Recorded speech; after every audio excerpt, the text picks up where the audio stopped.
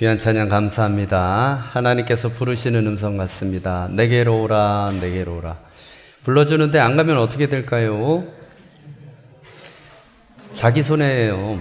하나님이 섭섭한 건 둘째치고 힘들고 어려운 순간에는 엄마를 자연스럽게 찾는 것처럼 우리가 괴롭고 힘든 순간에는 하나님을 자연스럽게 찾을 수 있어야 합니다. 그런데 그거는 가르쳐준다고 되는 게 아닙니다. 하나님과의 관계가 자연스럽게 형성이 돼 있어야, 그래야 내가 힘들고 어려울 때 하나님을 자연스럽게 찾을 수 있습니다. 그래서 여러분, 괜찮을 때, 살만할 때 그래도 하나님을 찾는 연습을 해 놓으셔야 됩니다. 자연스럽게 하나님 나 힘들어요 라고 얘기할 수 있게 그렇게 여러분 훈련해 놓으십시오. 그러면 여러분의 위기의 순간에 가장 큰 힘과 능력을 하나님이 함께 해 주실 줄로 믿습니다. 자, 우리 옆에 분들과 함께 인사 나누시고 말씀 열겠습니다. 복음의 은혜로 승리합시다. 인사하십시오.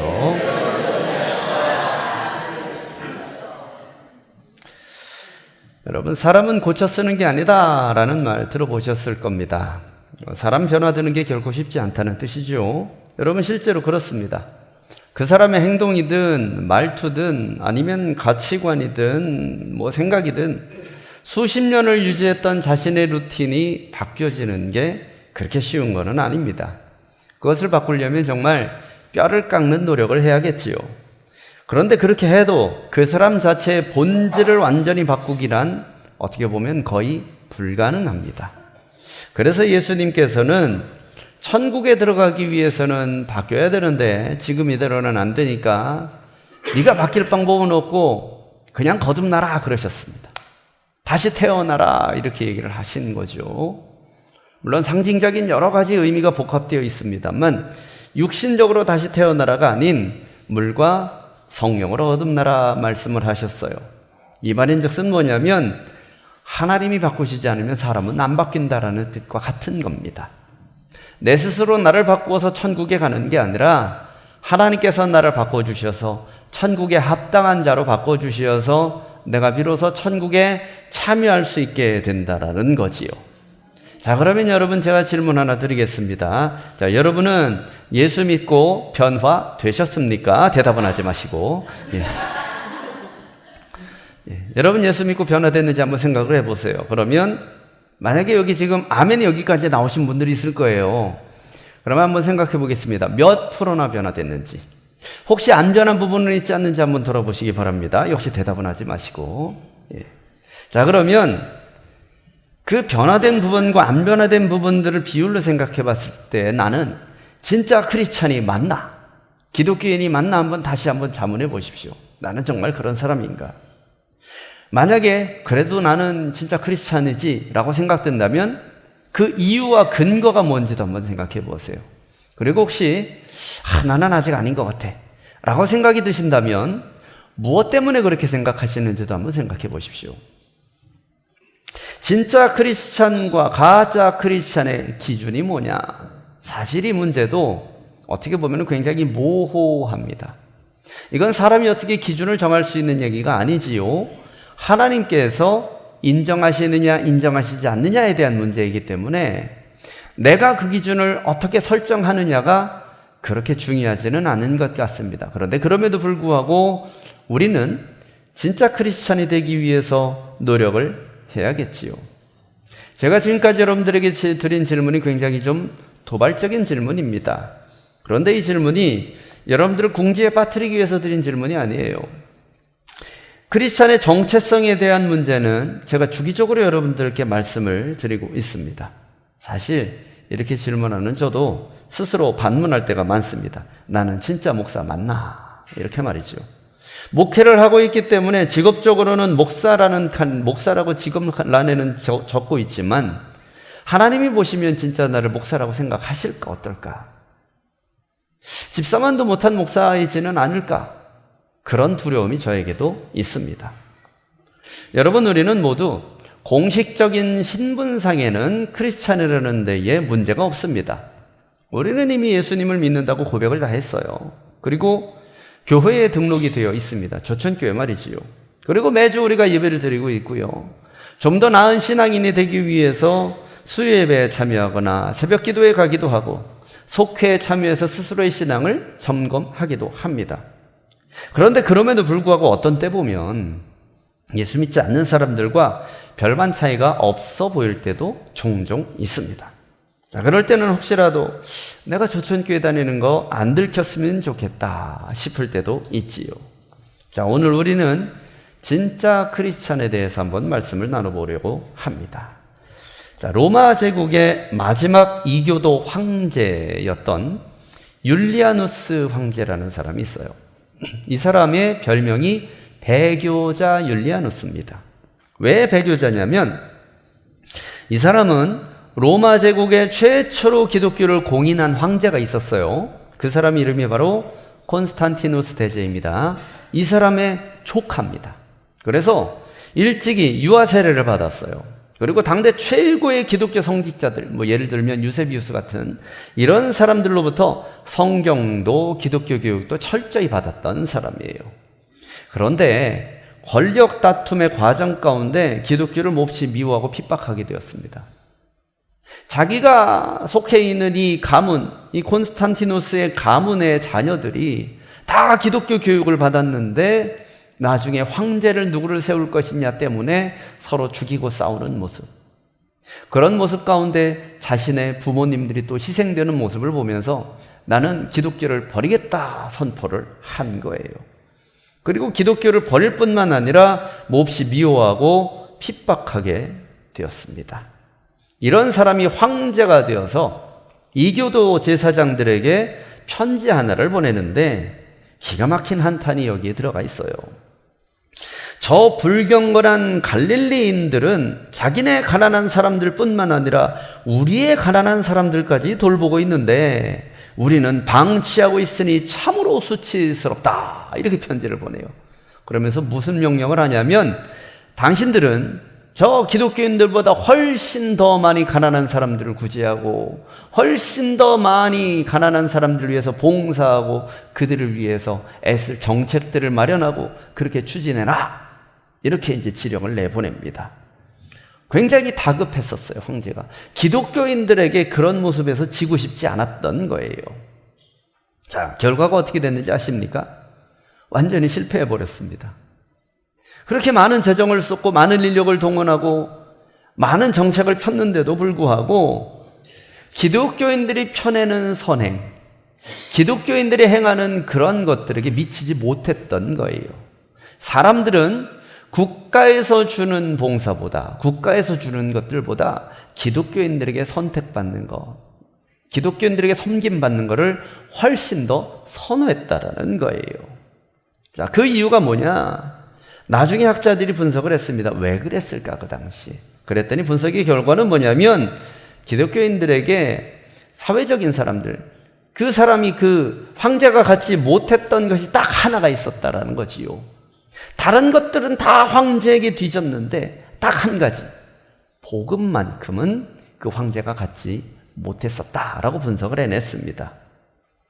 기독교인들이 가진 겉모습은 흉내낼 수 있었지만 예수 그리스도로부터 나오는 은혜, 복음의 은혜는 흉내를 못 냈던 겁니다. 진정한 사람들에게 생명을 주고 소망을 주었던 거는 그들이 건네는 동전이 아니라, 그들이 해내는 섬김이 아니라 예수 그리스도의 복음이었다라는 거지요. 여러분, 하나님께서 인정하시는 진짜 내 자녀의 기준은 그저 남들처럼 남들보다 도덕적으로 살고 봉사하고 사회적 환원을 많이 하는 것, 거기에 있지 않습니다.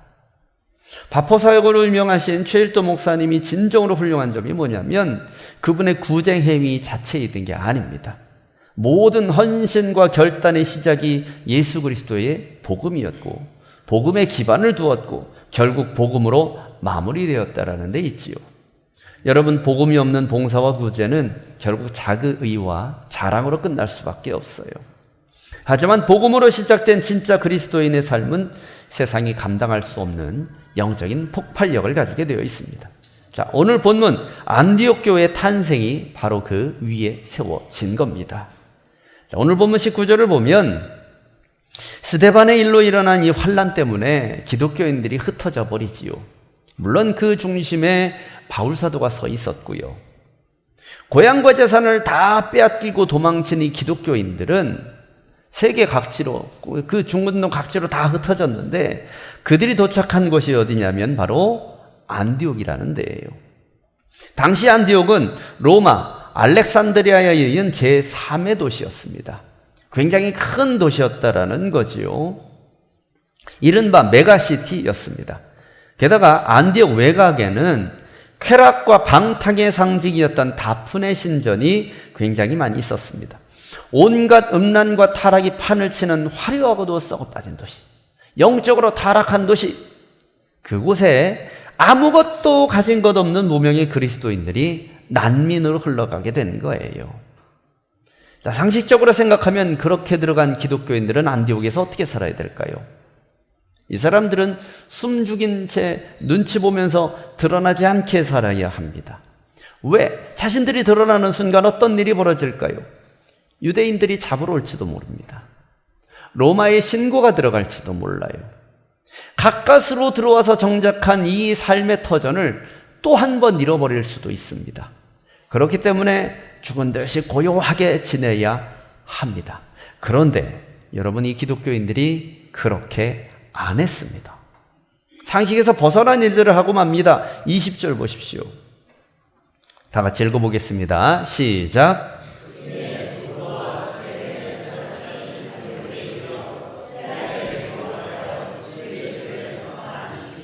19절 말씀에 보면 흩어진 자들이 베니게와 구브로와 안디옥까지 이르러서 유대인에게만 말씀을 전했는데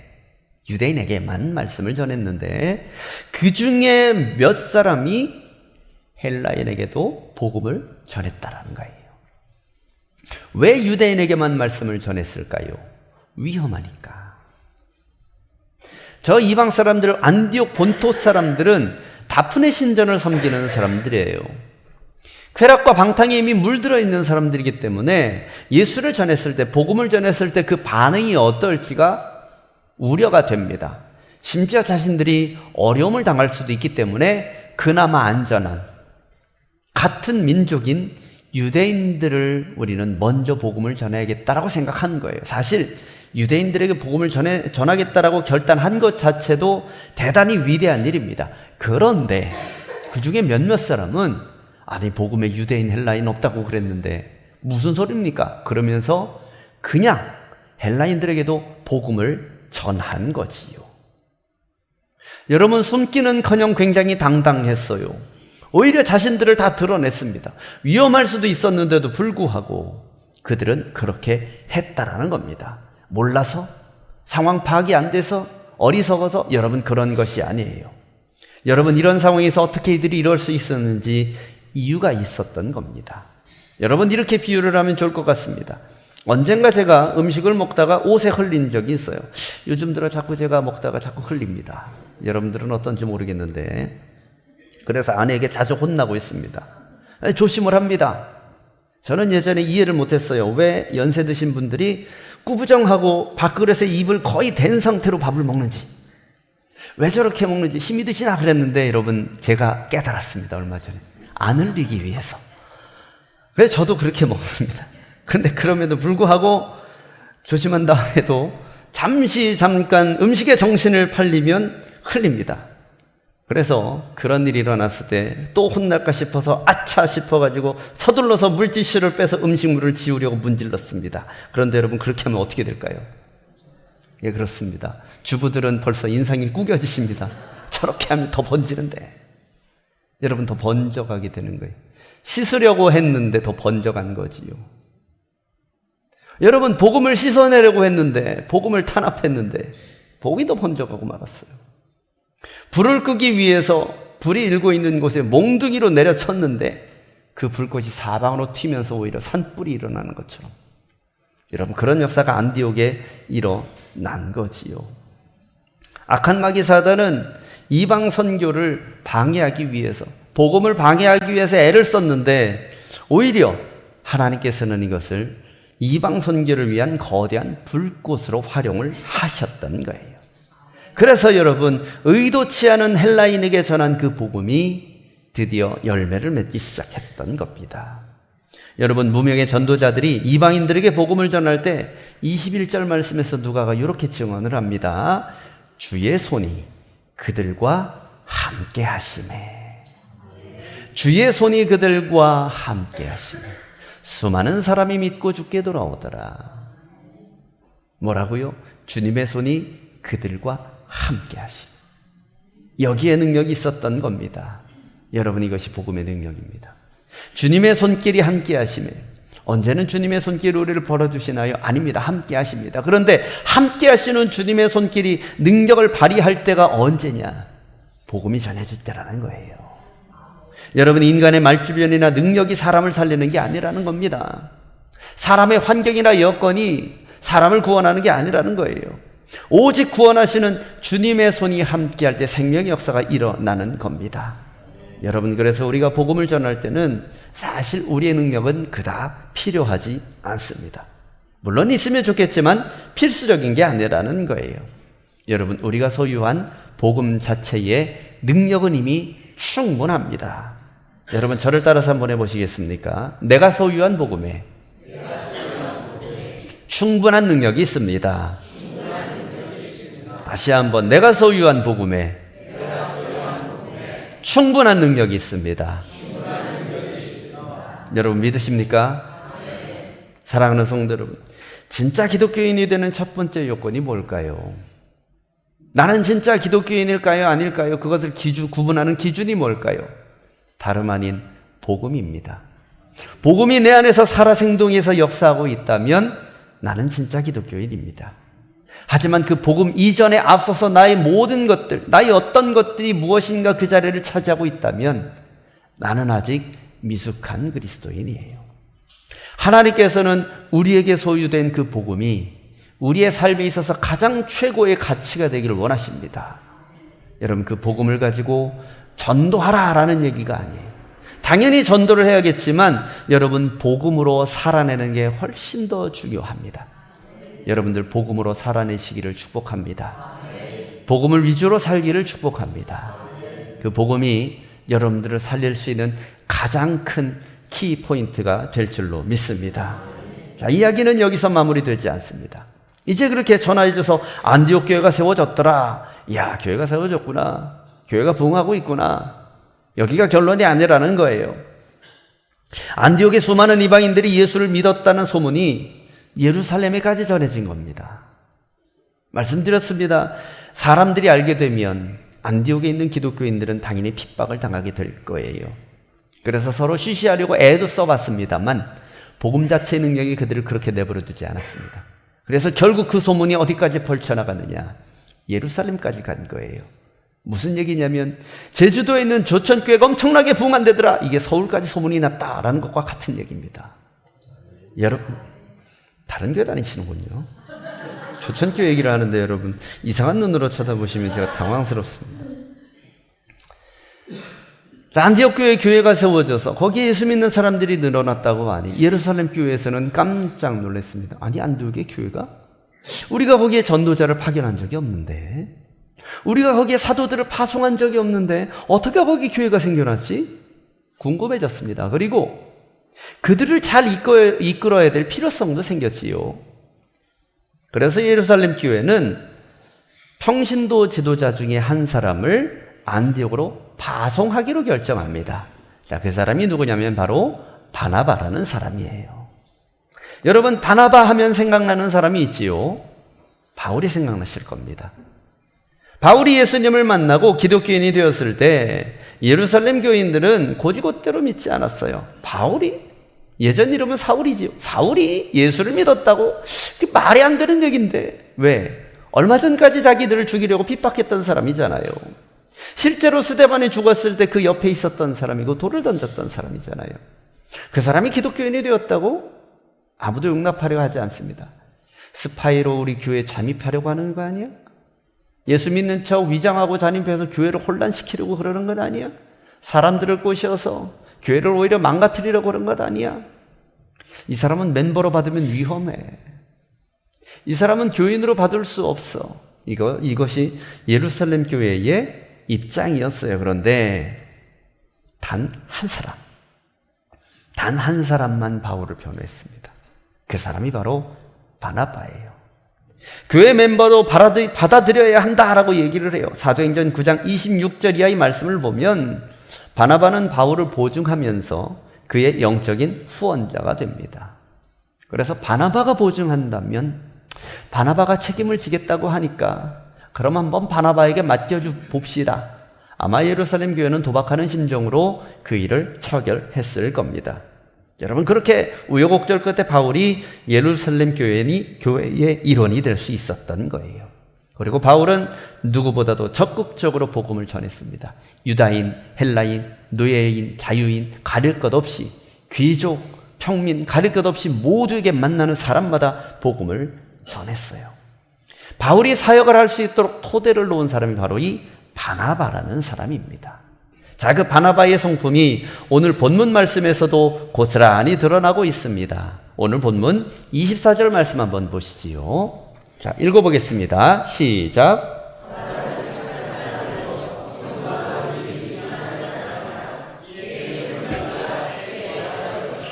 안디옥 교회에 바나바가 부임한 다음에 안디옥 교회에 무슨 일이 일어났습니까? 큰 무리가 죽게 더하여졌다. 부흥의 역사가 일어났다라는 거예요. 목회자로서 너무나 부럽습니다. 부흥의 역사가 일어났다. 그런데 왜? 그 이유를 누가는 이렇게 분석합니다. 바나바는 어떤 사람이라고요? 착한 사람. 바나바가 착한 사람이다. 여러분, 우리나라 정서에서 착하다라는 말 마냥 긍정적이지는 않습니다. 여러분, 그런 말 들어보셨습니까? 아유, 애는 참 착해요. 무슨 얘기입니까, 이거? 무능하다는 뜻 아닙니까? 그런 의미가 내포되어 있어요. 아유, 잘하지는 못하는데 그런데 애는 착해. 이거는 장점을 찾다 못 찾아서 착하다고 해주는 거지요. 여러분, 우리나라 말은 착하다는 개념이 그래서 마냥 좋은 개념은 아니에요. 그런데 요 성경에 요 사도행전 11장 24절에 적힌 이 착하다라는 단어는 용례가 좀 다릅니다. 헬라 원어로는 아가토스라는 단어를 썼어요. 자, 저 단어가 어떤 단어냐면 단순히 남에게 해를 끼치지 않은 온순한 성격을 얘기하는 게 아니에요. 애는 착해요라는 그 단어가 아니라 실제적으로 남에게 유익을 주는 이타적인 사람에게 사용되는 단어예요. 그냥 얌전한 사람, 그냥 남에게 해 안 끼치는 사람이 아니라 남을 적극적으로 돕고 다른 사람을 위하여서 헌신을 하고 자기의 것을 희생하는 그런 사람이 아가토스한 사람이에요. 그런 사람이 착한 사람입니다. 여러분, 누가복음과 사도행전을 기록한 누가 어떤 사람인지 아시죠? 없는 사실은 절대 기록하지 않습니다. 있는 사실 부풀리지도 않습니다. 객관적으로 팩트만 적는 사람이 누가예요. 철저하게 단어 하나하나 신경 써서 적는 사람이 누가라는 거지요. 기승전결, 시간 순서에 따라서 철저하게 기록을 남기려고 했던 사람이 누가라는 얘기예요. 그런 누가가 볼 때에도 바나바는 어떤 사람입니까? 아가토스한 사람이에요. 아, 저 사람은 다른 사람에게 유익을 주는 사람. 저 사람은 자신을 희생해서 헌신하는 사람이었다라는 거지요. 여러분, 그 사람이 어떻게 그렇게 되었느냐? 누가는 분석한 거예요. 바나바는 어떻게 저렇게 살 수 있을까? 여러분, 이 험한 세상에서 착하게 사는 게 결코 쉽지 않습니다. 자, 묻겠습니다. 여러분, 착하십니까? 여러분, 착하십니까? 안 착하십니까? 우리 교회는 큰일 났습니다. 그럼 어떡하지요? 그러면 저는 착해 보입니까? 정말 큰일 났습니다. 우리 교회는 목사부터 성도까지 안 착하네요. 여러분, 착한 사람을 보면은 그런 생각이 듭니다. 어떻게 저렇게 착할 수 있지? 여러분, 착한 사람은 어떻습니까? 맨날 손해봅니다. 여러분, 착하다 못해 정말 착한 사람을 우리는 다른 말로 뭐라고 부르죠? 부정적인 용어로? 호구라고 불러요. 그런 사람을 보면서 우리는 답답해합니다. 아니, 왜 호구 잡혀 사냐? 조금만 똑똑하면 되잖아 라고 얘기를 해요. 착하면 안 똑똑한 것처럼 우리는 그렇게 보이지요. 그런데 일견 그런 사람들을 보면서 우리는 야, 어떻게 저렇게 살 수 있을까? 이런 생각도 들어요. 나도 저렇게 살 수 있으려나? 그런 생각도 들지요. 여러분, 누가도 같았던 겁니다. 아니, 바나바는 어떻게 저럴 수 있을까? 그래서 바나바를 분석합니다, 누가가. 그래서 내린 결론이 뭐냐? 24절 뒤에 보면 착한 사람인데 성령과 믿음이 충만해서 그렇구나. 그 사람이 타고난 성품이 착하기도 하지만 그 착함이 열매를 맺는 이유는 성령과 믿음이 충만하구나. 그것이 누가의 분석입니다. 여러분, 바나바의 선행은, 바나바의 착함은 갈라디아 5장에서 말씀하시는 성령의 열매로서의 선함이었던 겁니다. 성령과 믿음에 완전히 지배당한 인격, 그것이 바나바였다라는 거지요. 여러분, 믿음만 있고 성품이 모난 사람은 이웃을 실족시킵니다. 반대로 성품만 좋고 믿음이 얕은 사람은 생명의 열매를 맺지 못하지요. 진짜 크리스찬은 바나바처럼 인격과 믿음의 두 수레바퀴가 성령 안에서 함께 굴러가는 사람이에요. 여러분이 훌륭한 지도자 바나바가 안디옥 성도들을 만나서 가장 먼저 가르친 게 뭔지 아십니까?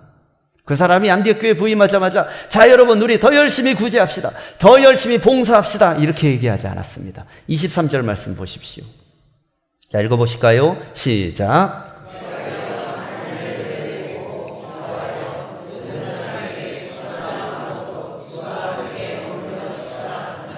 뭐라고 얘기합니까? 굳건한 마음으로 주와 함께 머물러 있으라. 굳건한 마음으로 주와 함께 머물러 있으라. 이 안에는 구제하라는 말이 없지요. 봉사하자라는 말이 없습니다. 사역하자라는 말이 없어요. 주와 함께 머물러 있으라. 여러분, 영어 성경으로 보면 심장을 바쳐서 주님께 진실되게 딱 붙어 있자, 이렇게 얘기를 했다는 얘기예요. 바나바는 안디옥 교인들에게 사역을 가르치지 않았습니다. 무려 얼만큼이나? 1년 동안이나. 1년 동안이나 뭘 얘기했냐면 딱 한마디. 우리 마음을 다 바쳐서, 우리 심장을 바쳐서 우리는 예수님에게 붙어 있기만 하자. 절대로 예수님 배신하지 말자. 교회를 떠나지 말자. 주님을 떠나지 말자. 이것만 가르쳤다라는 거예요. 여러분, 주님께 붙어 있는 것을 우리는 뭐라고 부릅니까? 여러분, 그게 바로 복음이에요. 예수님께 붙어서 예수님의 말씀대로 사는 것, 예수님의 뒤를 따라가는 것, 그것이 복음의 뒤를 따르는 삶 아니겠습니까? 여러분, 우리에게 복음이 필요한 이유가 무엇입니까? 구원받기 위한 지식과 방법을 얻기 위해서 필요한 것인가요? 물론 그것을 위해서도 필요합니다. 예수를 믿고 천국에 가자, 그게 복음이니까요. 그런데 여러분, 이미 예수를 믿은 우리에게도 복음은 필요합니다. 천국에 가기 위해서, 아니 천국에 더 빨리 가기 위해서, 천국에 잘 가기 위해서 아닙니다. 주의 말씀대로 이 땅에 살아냄으로 인하여서 우리가 산 그곳이 주님의 역사와 하나님의 은혜가 임재하는 천국으로 바뀌는 삶을 살기 위해서, 죽어서 가는 저 세상만 천국이 아니라 실제로 살아가는 이곳을 천국으로 만들기 위해서 여러분, 우리는 복음이 필요해요. 여러분, 지상에서는 지옥처럼 살다가 천국에 가는 게 좋습니까? 지상에서도 천국에서 살고 천국에서도 천국에서 사는 게 좋습니까? 질문이 멍청한 질문이죠. 당연히 여기서도 천국처럼 사는 게 좋죠. 여러분, 그렇게 살기 원하십니까? 그렇다면 여러분에게 복음이 필요합니다. 힘들고 어려운 것이 상황 때문이지 않습니다. 여러분, 이 세상이 창조되고 아담이 범죄한 이후로 이 땅에서 삶은 우리에게 협조적인 적이 단 한 번도 없었어요. 예수 믿는 사람에게 유리하게 돌아간 적이 단 한 번도 없습니다. 그러니 여러분들이 겪는 고난은 새삼스러운 게 아닙니다. 늘 있었던 거예요. 있었던 것이 드러났을 뿐입니다. 그러면 여러분, 환경 탓, 상황 탓, 이래서 그렇고 저래서 그렇고 하는 게 의미가 있을까요, 없을까요? 아무 의미 없습니다. 지금 여러분들에게 닥친 고난이 지나가 버리면 다 해결되고 천국이 될 것 같습니까? 제가 예언 하나 할게요. 그 다음 시련이 또 올 겁니다. 지금까지 그래 왔으니까요. 앞으로도 그럴 거예요. 이 세상은 사단이 아직 지배하고 있기 때문에 끊임없이 우리에게 주님을 바라보지 못하도록 시험과 환난을 계속 던져 넣을 거예요. 그것이 재정 문제이든지 건강 문제이든지 자녀 문제이든지 관계 문제이든지 직장인 문제이든지 뭐든지 간에 어떤 파트에서든지 나를 넘어뜨리려고 달려올 겁니다. 그러면 그때마다 그것을 탓한다면 여러분, 우리의 삶은 지옥 그 자체지요. 그런데 여러분, 감사하게도 하나님은 지옥과 같은 삶을 사는 우리 육신의 삶에 은혜를 베풀어 주셨어요. 여러분, 그 은혜의 진수가 무엇인지 아십니까? 바로 복음입니다. 여러분, 그래서 예수에게 딱 붙어 있는 그 사람은 천국을 누릴 줄 압니다. 복음의 은혜로 살아가는 사람은 천국을 누릴 수 있다라는 얘기지요. 여러분, 바나바가 어떻게 안디옥 교회가 수많은 예수 믿는 사람들이 많아지도록 했느냐? 그에게서 어떤 특별한 스킬이나 기술이 있었던 것 아닙니다. 성경에 보면 바나바에게 특별한 목회 기술이 있었다라고 절대 한마디도 이야기하지 않습니다. 오히려 능력 있었던 사람은 바울이지요. 그런데 여러분, 바나바도 바울 못지않게 부흥의 선두에 섰던 사람입니다. 그에게는 인간적인 능력은 없지만 단 한 가지, 복음의 은혜가 그 마음 중심 가운데 강하게 자리 잡고 있었다라는 거예요. 사랑하는 성도 여러분, 복음은 교회 밖에만 필요한 게 아닙니다. 우리 교회 안에도 필요하고 우리 가정에도 필요하고 우리의 삶에도 여전히 복음이 필요합니다. 예수 믿어서 천국 들어갈 확신이 있는 우리에게도 복음은 또 필요합니다. 우리가 복음 안에 거해야 우리의 사역이 진심이 될 수 있어요. 우리가 복음 안에 거해야 우리의 구제와 봉사가 의미가 생깁니다. 재정이 문제가 아니라 시간과 노력이 문제가 아닙니다. 하나님께서 우리에게 원하시는 것은 우리가 복음 안에 온전히 거하는 것입니다. 여러분, 저를 따라서 해보시죠. 나는 무엇을 하든 복음 안에서 하겠습니다.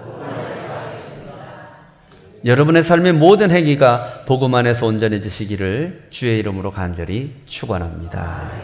자, 이제 1년간 십자가 복음에 푹 절여진 이 안디옥 교회 성도들은 자기도 모르게 성품이 변하고 삶이 변하기 시작했어요. 바로 바나바처럼 말이죠. 그들을 통해서 타락한 안디옥 한복판으로 하나님의 은혜가 흘러들어가기 시작했습니다. 안디옥 시민들이 그들 때문에 충격을 받았어요. 그들의 눈에는 안디옥 교회 성도들은 더 이상 그냥 착한 사람들이나 자선단체가 아닌 겁니다.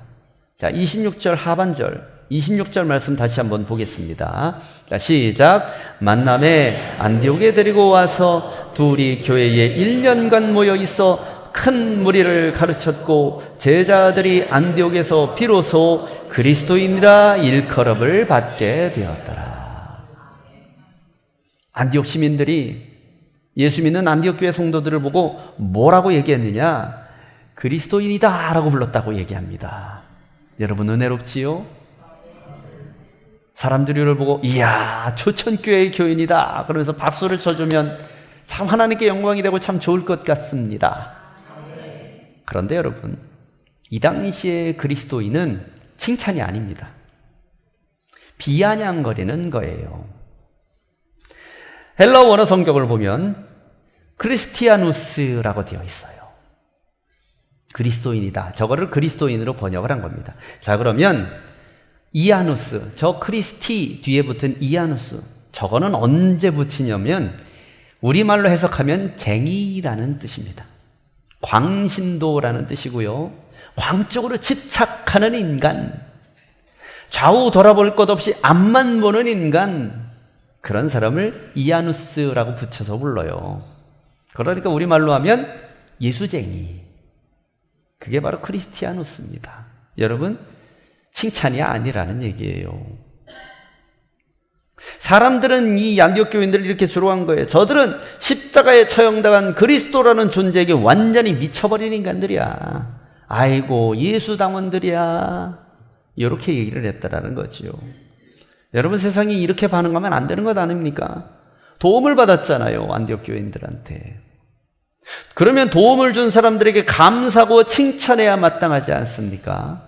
그런데 여러분, 세상은 도움을 받는 거는 너무나 좋아하는데 그 사람들 자체는 마음에 들어하지 않았던 겁니다. 인간이 어떻게 인두껍을 쓰고 그럴 수 있을까? 여러분, 인간이 그렇습니다. 여러분 한번 도움을 줘 보십시오. 사람들은 여러분의 도움만 좋아합니다. 여러분들은 안 좋아합니다. 교회가 세상에 베풀면 베푸는 그것만 좋아합니다. 교회는 안 좋아합니다. 그렇다면 우리가 하지 말아야 될까요? 아닙니다. 그래도 해야 합니다. 이게 참 우리의 딜레마입니다. 우리는 욕을 먹으면서 사람들을 도와야 해요. 물에 빠진 사람을 건져 놓으면 구해주셔서 감사합니다 해야 될 텐데 사람들은 뭐라고 그럽니까? 내 보따리는요. 아니 내 가방도 건져줘야죠 라고 얘기를 해요.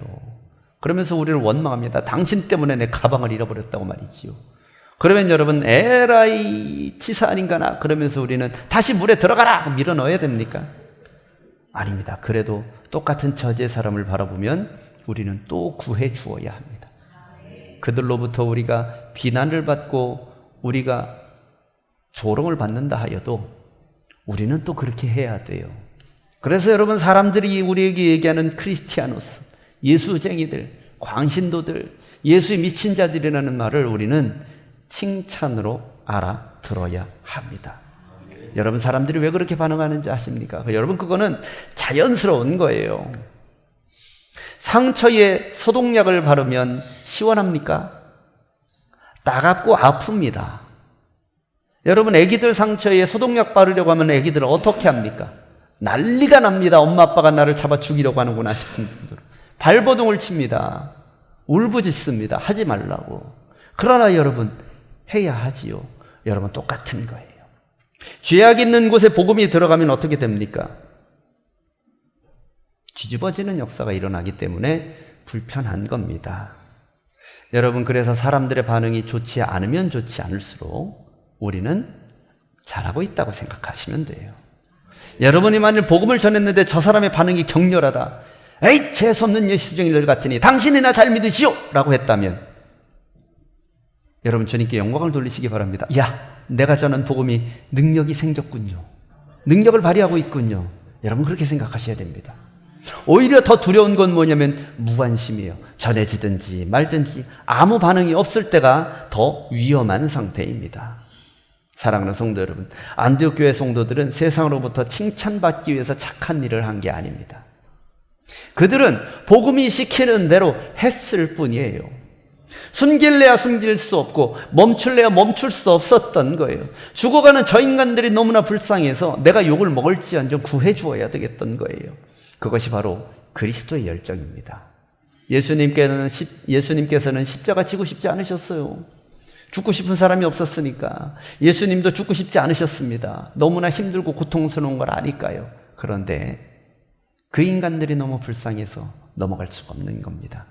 그래서 십자가상에서 예수님은 자기 몸에 칼을 꽂고 창을 꽂는 이들을 향해서 얘기합니다. 주여 저들을 벌하지 마십시오.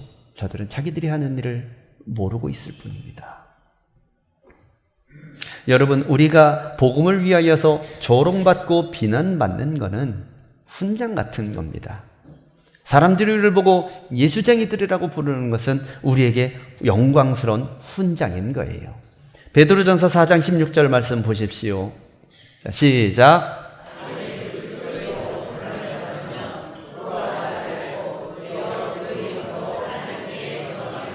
다시 한번 읽겠습니다. 시작. 만일 그리스도인으로 고난을 받으면 부끄러워하지 말고 도리어 그 이름으로 하나님께 영광을 돌리라. 아멘. 사람들이 여러분에게 예수 미친 사람이라고 얘기한다면 여러분 잘하고 계신 거예요.